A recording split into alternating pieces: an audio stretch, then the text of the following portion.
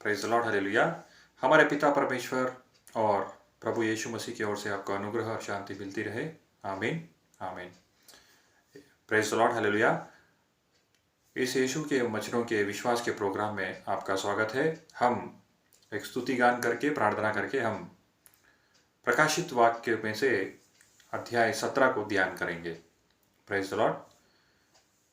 तेरा नाम सबसे आला है, तेरी जात सबसे बाला है। तेरा नाम सबसे आला है, तेरी जात सबसे बाला है। किया प्यार तूने निराला है, तेरे दम से जहां में उजाला है। यीशु राजा, यीशु राजा, यीशु राजा, यीशु राजा। हीरा मांगू ना मोती, ना चांदी और न सोना, मेरे लिए है काफी इतना, बस साथ तेरा ही होना। यीशु राजा, मुझ में समा जा। यीशु राजा, मुझ में समा जा। मैं चैन न तुझ बिन पाता हूँ, तेरे संग संग रहना चाहता हूँ। मैं चैन न तुझ बिन पाता हूँ, तेरे संग संग रहना चाहता हूँ। यीशु राजा, यीशु राजा। एक अजब खुशी उसे मिलती, तेरे रूह से जो भर जाता। वो फतेह गुनाह पे रहता, सोचो में जो तुझको बसाता। यीशु राजा, सोचो पे छा जा। यीशु राजा, सोचो पे छा जा। तेरे कदमों में झुक जाता हूँ, रूह पाक से भरना चाहता हूँ। तेरे कदमों में झुक जाता हूँ, रूह पाक से भरना चाहता हूँ। यीशु राजा, यीशु राजा। तू बादलों पर आएगा, अपनों को साथ ले जाने, जुल्मों से उन्हें छुड़ाने, सीने से अपने लगाने। यीशु राजा, जल्दी आजा। यीशु राजा, जल्दी आजा। तेरे लोग राह तेरी तकते हैं, तेरे याद में तड़पते रहते। तेरे लोग राह तेरे तकते हैं, तेरे याद में तड़पते रहते। यीशु राजा, यीशु राजा, यीशु राजा, यीशु राजा। तेरा नाम सबसे आला है, तेरी जात सबसे बाला है। किया प्यार तूने निराला है, तेरे दम से जहां में उजाला है। यीशु राजा, यीशु राजा, यीशु राजा। मुझ में समा जा। यीशु राजा, मुझ में समा जा। Praise the Lord, hallelujah. हमारे पिता परमेश्वर, इस समय आराधना के लिए, प्रार्थना के लिए, आपका वचन ध्यान करने के लिए हमें समय और आपका अनुग्रह, आपका प्रेम हमें समृद्धि से देने के लिए आपका धन्यवाद करते हैं प्रभु। इस समय जो भी भाई बहन, माता पिता या कोई भी परिवार इस प्रार्थना से जुड़ रहे हैं प्रभु, सुन रहे हैं प्रभु, उन्हें संपूर्ण तरीके से आप आशीष देके आपके पवित्र लहू से उन्हें धोकर आपके मुखकांति उन पर चमकाइए प्रभु, और आपके अग्नि अभिषेक से भर के आपके पवित्र आत्मा से निरंतर चला के आपके राज्य के वारिस बनाइए प्रभु, और आपके आने वाले घड़ी के लिए तैयार कीजिए प्रभु। आप ही महिमा, घनता, आराधना युगानुयुग पाइए प्रभु। हमें प्रार्थना हमारे यीशु मसीह के नाम से मांगते हैं प्रभु। आमीन आमीन आमीन। Praise the Lord, hallelujah. आप सब लोग अच्छे चंगे होंगे, खुशी से रहेंगे, शांति से होंगे, ये मैं उम्मीद रखता हूँ। हम प्रभु का वचन प्रकाशित वाक्य 17 ध्यान करेंगे, क्योंकि पिछले बार हमने 15 और 16 अध्याय का ध्यान किया था। अब प्रकाशित वाक्य अध्याय 17 को ध्यान करेंगे। जिन 7 स्वर्गदूतों के पास वे 7 कटोरे थे, उनमें से एक ने आकर मुझसे यह कहा, इधर आ, मैं तुझे उस बड़ी वेश्या का दंड दिखाऊं जो बहुत से पानी पर बैठी है। हमने पिछले अध्याय में देखा था कि 7 स्वर्गदूत जो कटोरे उनके हाथ में थी, जिस तरह पृथ्वी पर उंडेले थे एक जगह पर, फिर कैसा विपत्ति इस धरती पर आई और किन लोगों ने इनका निंदा किया प्रभु परमेश्वर का। और उसके बाद हमने 17 में आए अध्याय फिर देखते हैं, जिन 7 स्वर्गदूत के पास वे 7 कटोरे थे, उनमें से एक ने आकर मुझसे यह कहा, इधर आ, मैं उस बड़ी वेश्या का दंड दिखाऊं जो बहुत से पानी पर बैठी है, जिसके साथ पृथ्वी के राजाओं ने व्यभिचार किया और पृथ्वी के रहने वाले उसके व्यभिचार की मदिरा से मतवाले हो गए थे। ये आगे हम देखेंगे कि ये आधे इस अध्याय में अंतिम वचनों में हम पढ़ेंगे ये स्त्री कौन है, ये पानी क्या है, हम आगे देखेंगे, विस्तार से हम देखेंगे। तब वह मुझे आत्मा में जंगल को ले गया और मैंने लाल रंग के पशु पर, जो निंदा के नामों से भरा हुआ था और जिसके 7 सिर और 10 सींग थे, एक स्त्री को बैठे हुए देखा। फिर से वही स्त्री हम यहाँ पे देख रहे हैं। इस स्त्री का, इसमें ये स्त्री है कौन, हम आगे पढ़ते हुए हम समझेंगे इस वाक्य को। यह स्त्री बैंगनी और लाल रंग के कपड़े पहने थी और सोने और बहुमूल्य मानियों और मोतियों से सजी हुई थी, और उसके हाथ में एक सोने का कटोरा था जो गुणित वस्तुओं से और उसके व्यभिचार की अशुद्ध वस्तुओं से भरा हुआ था। उसके माथे पर यह नाम लिखा था, भेद बड़ा बेबीलोन, पृथ्वी की वेश्याओं और घृणित वस्तुओं की माता।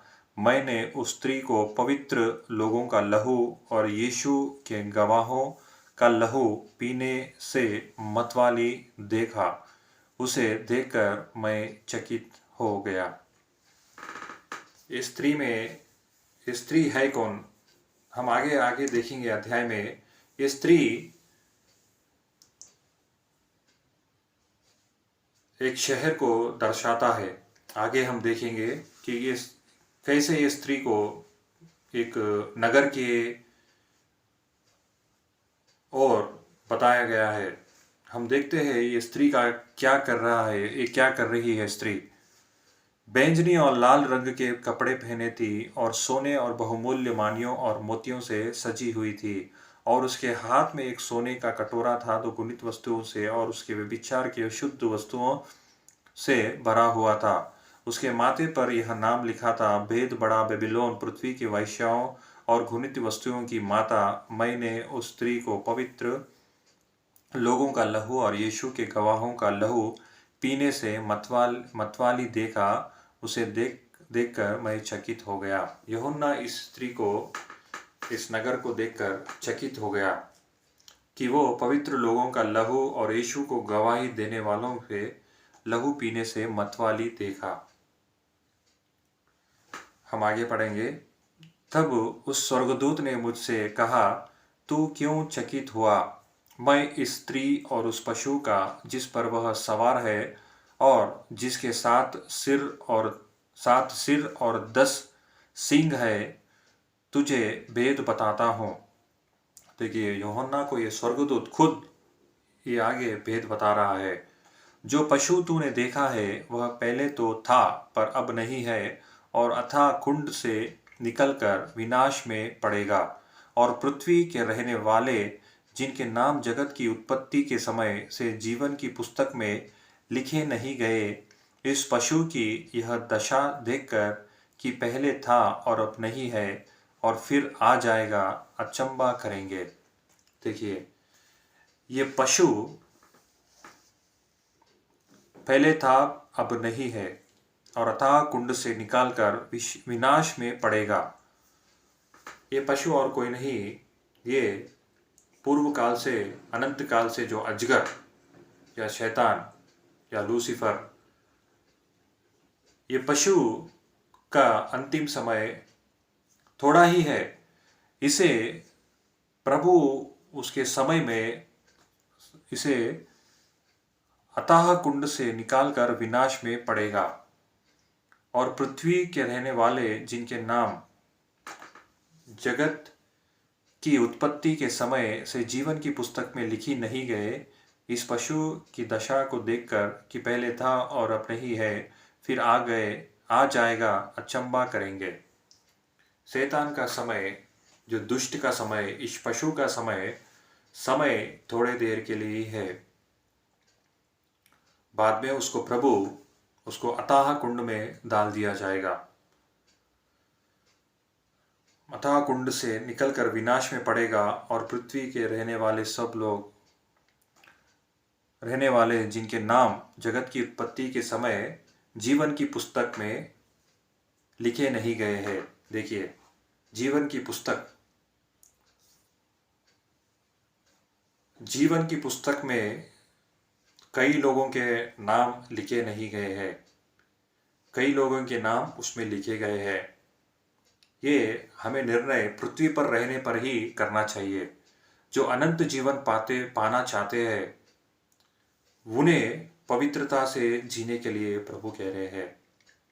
यीशु मसीह इस धरती पर जब चले थे, जब उनके शिष्य उनके पास आकर बोले, जब प्रभु यीशु मसीह ने उन्हें अधिकार दिया था कि वो नित्य राज्य का काम करने के लिए, वाक्य प्रचार करके और लोगों को चंगाई करने के लिए और दुष्ट आत्माओं को भगाने के लिए उन्हें शक्ति और अधिकार दिया था, तब लोगों ने, उनके शिष्यों ने आकर उनसे कहा खुशी खुशी कि हमारी बातें तो शैतान भी सुनते हैं, दुष्ट आत्माएं भी सुनते हैं।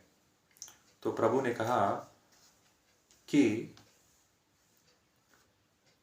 तुम इतना खुश इस बात पर ना हो कि तुम आश्चर्य काम कर रहे हो और दुष्ट आत्माओं को भगा रहे हो, पर इसलिए खुश रहो कि आपका नाम नित्य जीवन की पुस्तक में लिखा गया है। आज कई लोग कहते हैं, मैं यीशु मसीह के लिए मेरा जायदाद दे दिया, मेरे परिवार वालों को छोड़ दिया और प्रतिदिन मैं उपवास कर रहा हूं। और कई लोग कई तरह के काम कर रहे हैं, उन्हें पता है कि उनका नाम नित्य जीवन के पुस्तक में लिखा गया है, इसलिए वो हर चीज में प्रभु को डरकर, सच्चे परमेश्वर को डरकर सत्य जीवन बिता रहे हैं। इस दुनिया में आप लोग ने भी कई लोगों को देख रहे होंगे कि कई लोग चोरी से, डकैती से, धोखा देकर जायदाद को या पैसे कमा रहे हैं, नाम शोहरत कमा रहे हैं, गरीबों को कुचलकर अन्याय से धन इकट्ठा कर रहे हैं। उनका नाम नित्य जीवन में पुस्तक में नहीं होगा। और जो भी यीशु मसीह को नहीं जानते, उनका नाम भी नहीं रहेगा। केवल बपतिस्मा लेने से, यीशु मसीह को जानने से ही इस नित्य जीवन में आपका नाम नहीं आएगा। यीशु मसीह को जानकर पवित्रता से जीना भी सीखना चाहिए हमें। यीशु मसीह ने कहा था, जो भी पिता का काम करता है वही नित्य जीवन में जा सकता है।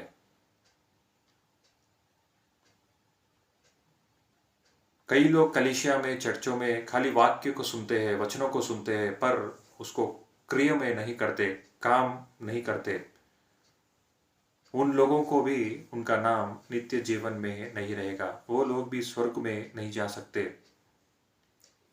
इसलिए प्रतिदिन हमें वाक्य का ध्यान करना ज़रूरी है, प्रार्थना करना ज़रूरी है, स्तुति गान करना ज़रूरी है, पवित्रता से जीना भी ज़रूरी है और पवित्र आत्मा का स्वर आवाज़ सुनकर पवित्रता से चलना बहुत ज़रूरी है। ये एक दिन का ज़िंदगी नहीं है हमारा। पवित्रता का ज़िंदगी एक दिन का नहीं है इस दुनिया में।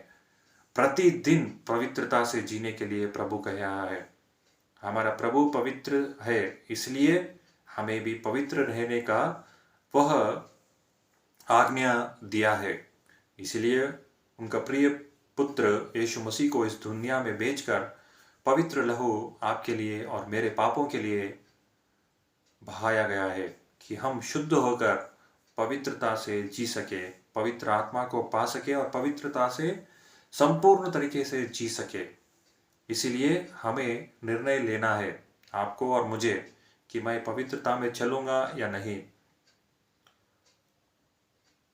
पवित्रता में अगर हम नहीं चलेंगे तो नित्य अग्नि में आगे डाले जाएंगे। ये तो प्रभु का वचन सत्य वचन है। इसलिए निर्णय आपको यहीं पे इस धरती पर लेना चाहिए। आगे हम पढ़ेंगे,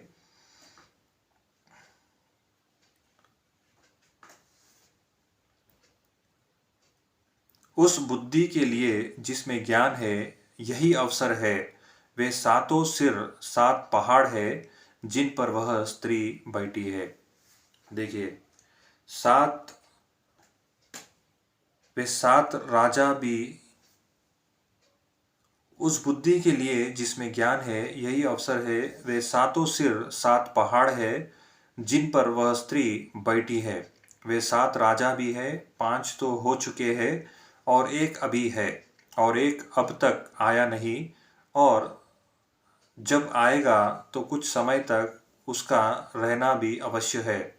जो पशु पहले था और अब नहीं है वह आप आठवां है और उन सातों में से उत्पन्न हुआ और विनाश में पड़ेगा। जो 10 सिंग तूने देखे वे 10 राजा है जिन्होंने अब तक राज्य नहीं पाया, पर उस पशु के साथ घड़ी भर के लिए राजाओं का सा अधिकार पाएंगे। देखिए, पशु कौन है? हमने पहले भी पढ़ा है कि वो दुष्ट है। ये कई राजाओं को अधिकार देकर अभी भी दुनिया को चला रहा है। हम देखते हैं कि कई राजा मतलब अभी के समय में प्रधानमंत्री हो सकते हैं, मुख्यमंत्री हो सकते हैं या प्रेसिडेंट हो सकते हैं। ये जो अधिकार में पहले बैठे हैं उन्हें कुछ लोगों को शैतान भी चलाता है। हमें ये ध्यान करना चाहिए। कई प्रधानमंत्री और कई मुख्यमंत्री को कौन चला रहे हैं? उनको सच्चे परमेश्वर की आत्मा चला रही है या दुष्ट आत्मा चला रही है, हमें सीधे सीधे पता चल जाता है। वो उनके फल देखकर हमें पता चलता है कि वो किसके संतान है। अगर वो परमेश्वर की आत्मा से चल रहे हैं तो हर आदमी का, गरीब आदमी से लेकर अमीर आदमी तक, सबके लिए अच्छा ही सोचेंगे, ना कि बुरा। अगर बुरे आत्मा से वो चल रहे हैं, दुष्ट आत्मा से चल रहे हैं, तो वो केवल चंद कुछ लोगों के लिए ही सोचेंगे। जो धनवान लोग हैं उनके लिए ही सोचेंगे। हम दुनिया में देख सकते हैं कि अधिकार में जो लोग बैठे हुए हैं वो किसके चंगुल में फंसे हुए हैं। फिर भी हमें नहीं डरना चाहिए कि वो किस तरह चल रहे हैं, पर उनके लिए प्रार्थना करने के लिए हमारे प्रभु ने कहा है। अधिकार में जो लोग हैं उनके लिए भी प्रार्थना करने के लिए हमें प्रभु ने आज्ञा दी है, ताकि हम शांतिपूर्वक इस जीवन में जी सके। हम आगे पढ़ेंगे, ये सब एक मन होंगे और वे अपनी अपनी सामर्थ्य और अधिकार उस पशु को देंगे।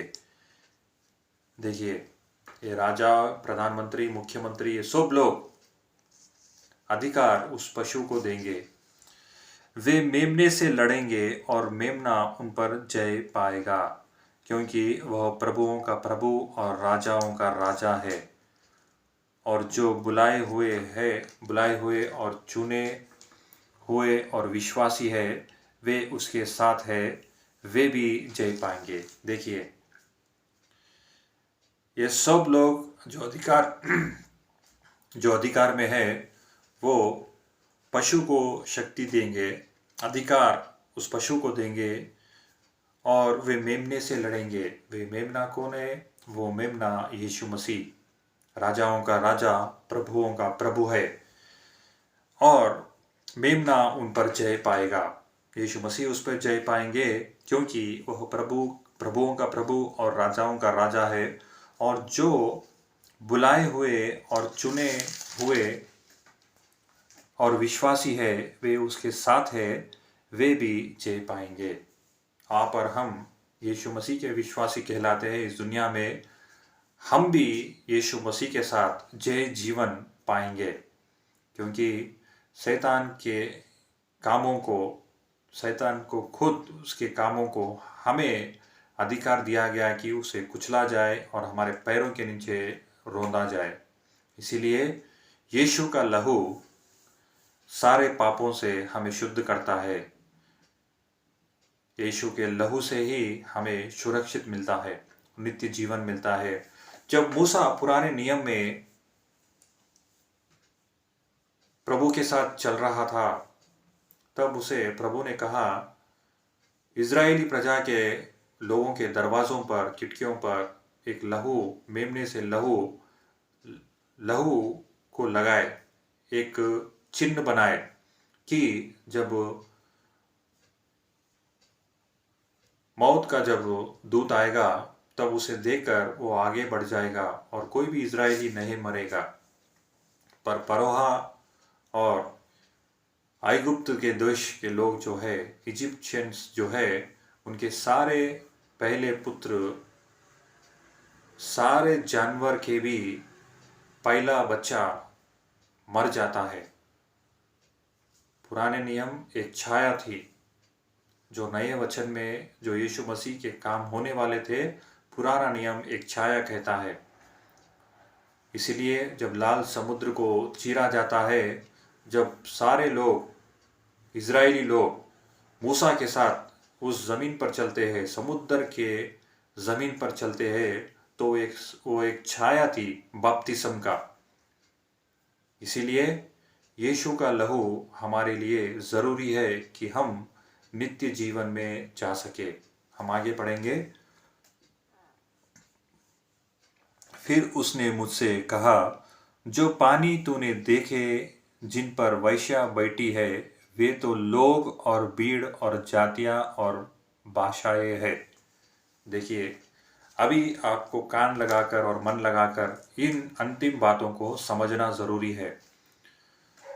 फिर उसने मुझसे कहा, जो पानी तूने देखा जिन पर वेश्या बैठी है, वे तो लोग और भीड़ और जातियां और भाषाएं है। ये पानी का सादृश्य क्या है? लोग और भीड़ और जातियां और भाषाएं है।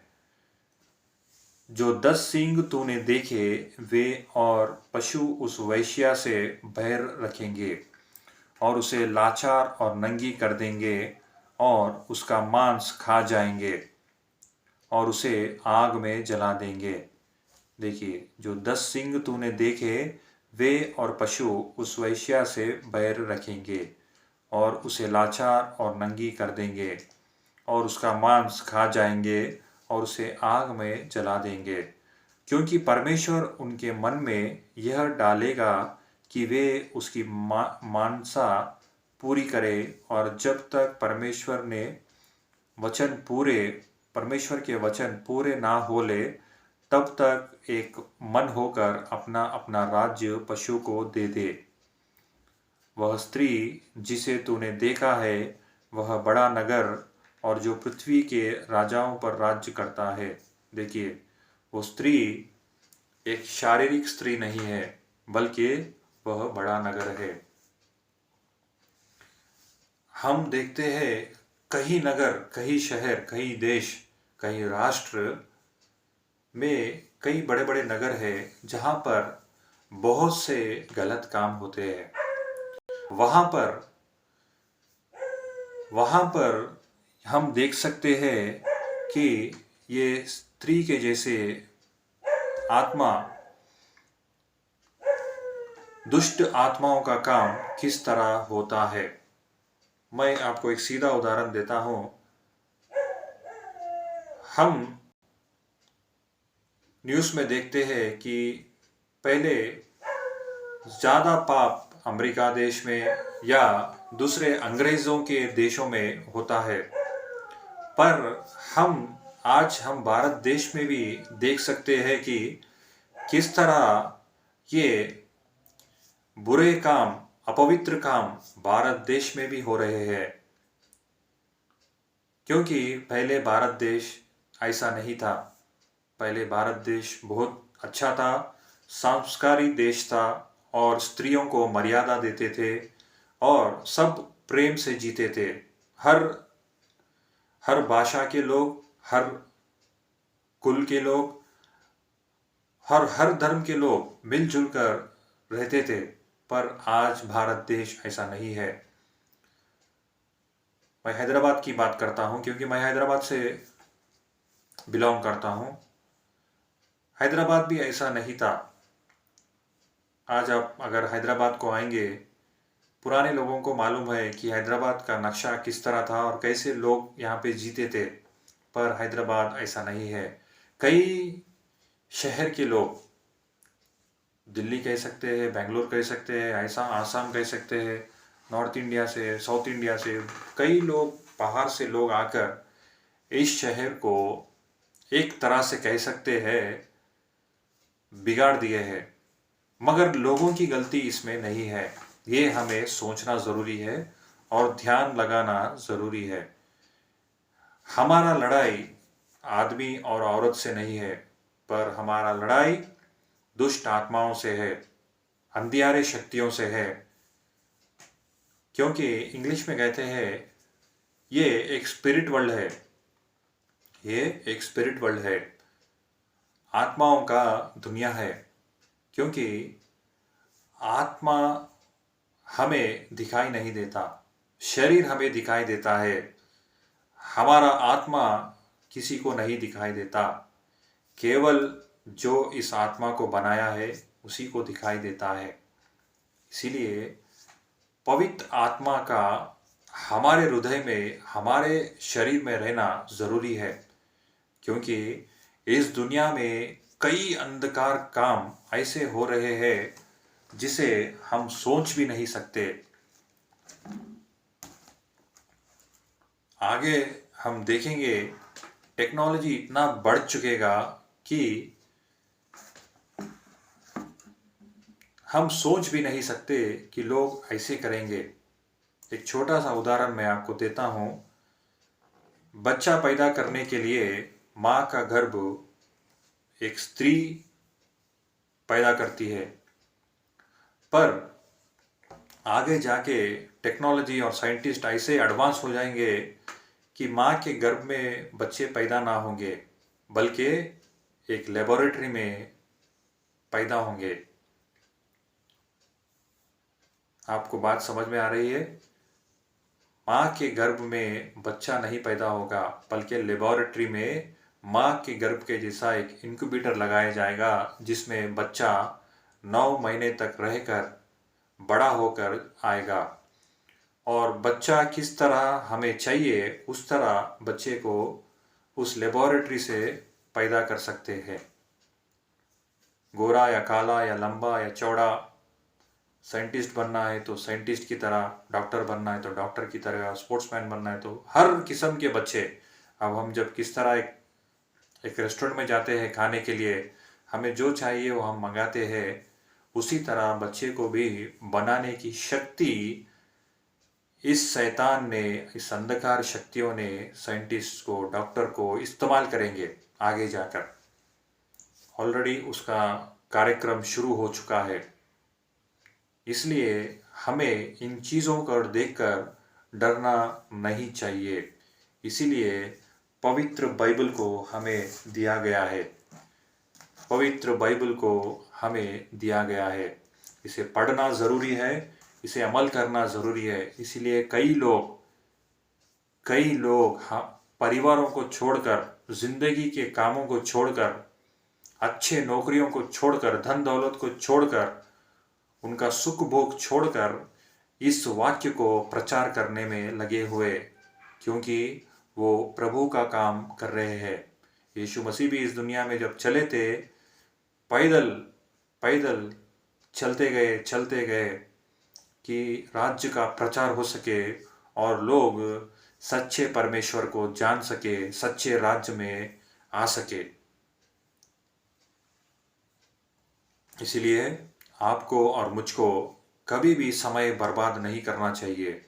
हमें ज़्यादा से ज़्यादा समय प्रार्थना में, आराधना में, वाक्य का ध्यान में, और वाक्य कोई प्रचार कर रहे हैं, कोई भी बोल रहे हैं, उसे मन लगाकर सुनना बहुत ज़रूरी है।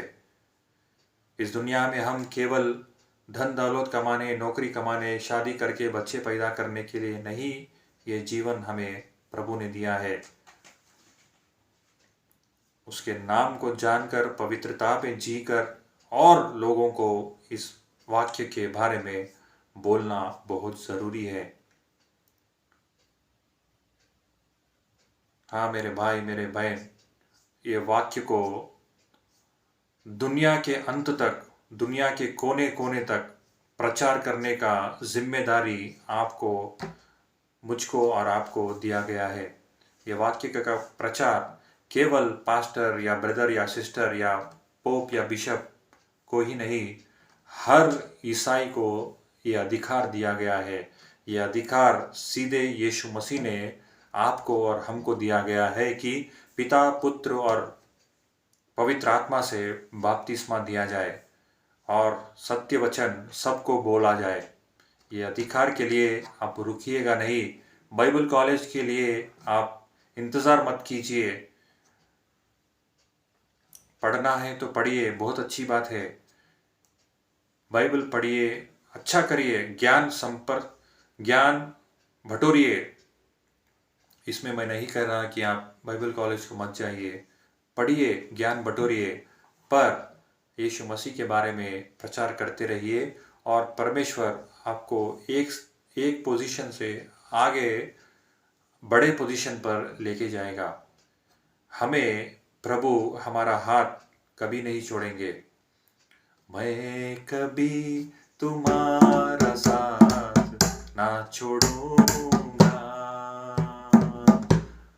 प्रभु ने कहा है हमारा हाथ वो कभी नहीं छोड़ेगा। ये धरती, आकाश खत्म हो जाएंगे, पर वो प्रभु हमारा हाथ कभी नहीं छोड़ेगा। इसलिए प्रभु का आने का समय बहुत जल्दी आने वाले हैं। हमारे प्रभु यीशु मसीह, राजाओं के राजा, प्रभुओं के प्रभु जल्द ही आने वाले हैं। हम एक कलीसिया की तरह, एक चर्च की तरह, हमें एक दुल्हन की तरह रेडी होने के लिए, तैयार होने के लिए कहा गया है। इसीलिए आप और मैं पवित्रता में जीना जरूरी है।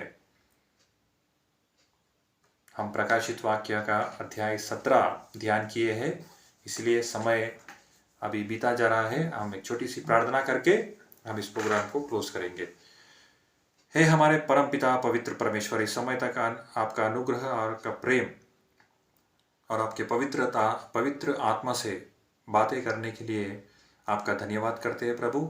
हाँ प्रभु, आपने कहा है सीधे से, मैं पवित्र हूँ तो आप लोग भी पवित्र रहो। इसीलिए मैं आपके लिए पवित्र आत्मा को भेजूंगा, आदरणकर्ता को आपको भेजूंगा, जो सत्य के वचन को आपको सिखाएगा। हाँ प्रभु, इस पवित्र आत्मा से, आपके पवित्र आत्मा से आपके बच्चों को चलाइए और जय जीवन पाने की शक्ति उन्हें दीजिए प्रभु। आपके लहू से उन्हें धोइए, आपके वचनों से उन्हें भरिए, आपके पवित्र आत्मा से निडर होकर सत्य के विषय में, यीशु के विषय में साक्षी बनकर, मृत्यु से भी नहीं डरकर, मूर्तियों को अपने पांवों पे कुचल कर जय जीवन पाने की शक्ति और अभिषेक उन्हें आप दीजिए प्रभु, और अद्भुत काम, आश्चर्य काम करने की शक्ति आपके हर एक बच्चे को दीजिए प्रभु, कि वो इस दुनिया में बता सके कि हम जिंदा परमेश्वर के बच्चे हैं, जो यीशु मसीह के लहू से धोए गए हैं, पवित्र आत्मा से हम चल रहे हैं। हाँ प्रभु, आपके साक्षी बनकर जय जीवन पाने के लिए आपने आपके प्रिय पुत्र यीशु मसीह को भेजाया है प्रभु। हाँ प्रभु, उस यीशु मसीह की तरह चलने के लिए, हमारे प्रभु यीशु मसीह की तरह चलने के लिए आपका अनुग्रह, आपका प्रेम, आपका अभिषेक हम सबको संपूर्ण तरीके से देकर आप ही महिमा, घनता, आराधना युगानुग पाइए प्रभु, और आपके राज्य के लिए हमें संपूर्ण तरीके से काम करने की शक्ति हमें दीजिए, और आपके अभिषेक से भर के संपूर्ण तरीके से जय जीवन जीवन बिताने की शक्ति हमें दीजिए, और आपके आने वाले घड़ी तक हमें संपूर्ण तरीके से तैयार कीजिए प्रभु, कि आपकी महिमा, घनता, आराधना युगानुग कर सके, और प्रभु आप ही महिमा, घनता, आराधना युगानुग पाइए प्रभु। यीशु मसीह के नाम से, बलवंत नाम से, जय जीवन नाम से, अति पवित्र नाम से हम ये प्रार्थना मांगते हैं। आमीन, आमीन, आमीन। Praise the Lord, hallelujah. हम फिर कल, प्रभु की इच्छा है तो हम कल फिर अध्याय 18 का प्रकाशित वाक्य से हम ध्यान करेंगे। जब तक आप प्रार्थना में रहिए, प्रभु की आराधना करते रहिए, पवित्रता में जीजिए, और पवित्र बाइबल को निरंतर पढ़ते रहिए, और खुशी और शांति से रहिए। Praise the Lord.